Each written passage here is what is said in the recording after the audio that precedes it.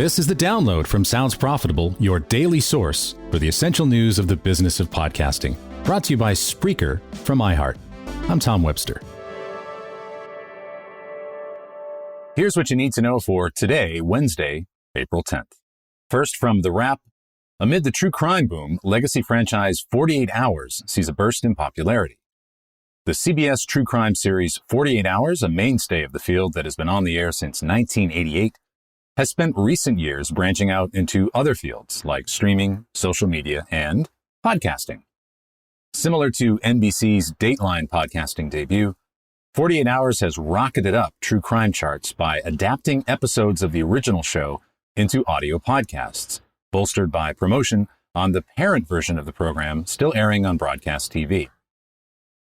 The success of both podcasts demonstrates the power of podcasts if they get promotion to the wider world of true crime fans outside of podcasts. In ad exchanger, alternative identity provider ID5 nabs $20 million in Series B funding. ID5's continued growth is an opportunity for podcast inventory to be highly augmented by opt-in audience data, as shown by the recent partnership between Triton Digital and ID5.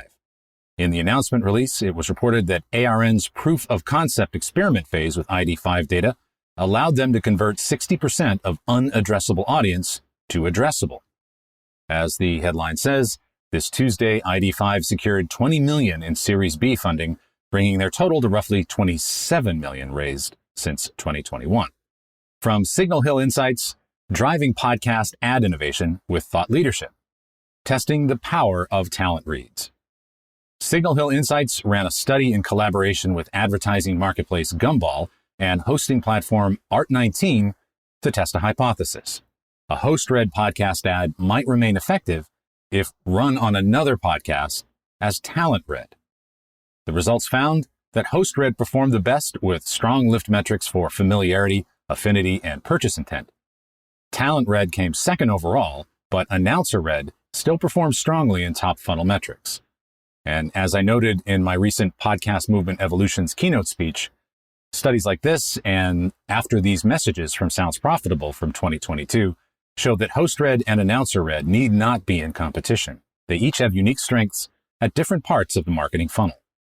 From the media leader, Steven Bartlett and ex-Acast duo launch a global podcast startup. Entrepreneur and the diary of a CEO host, Steven Bartlett, has teamed up with Georgie Holt and Christiana Brenton, formerly of Acast, and the co-founders of Telling Media, to launch podcast media and tech company Flight Studio.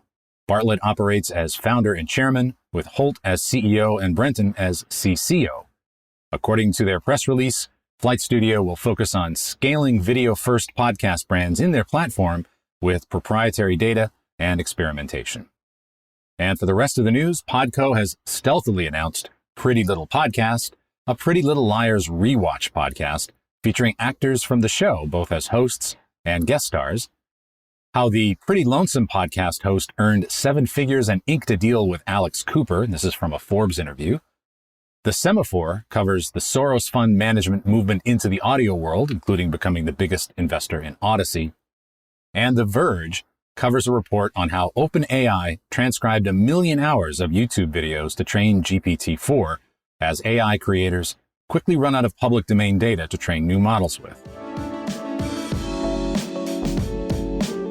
Be sure to check out the links in every article mentioned right in your podcast listening app or at soundsprofitable.com, where you can also subscribe to the newsletter version. The Download is written and produced by Brian Barletta, Gavin Gaddis, and me, Tom Webster.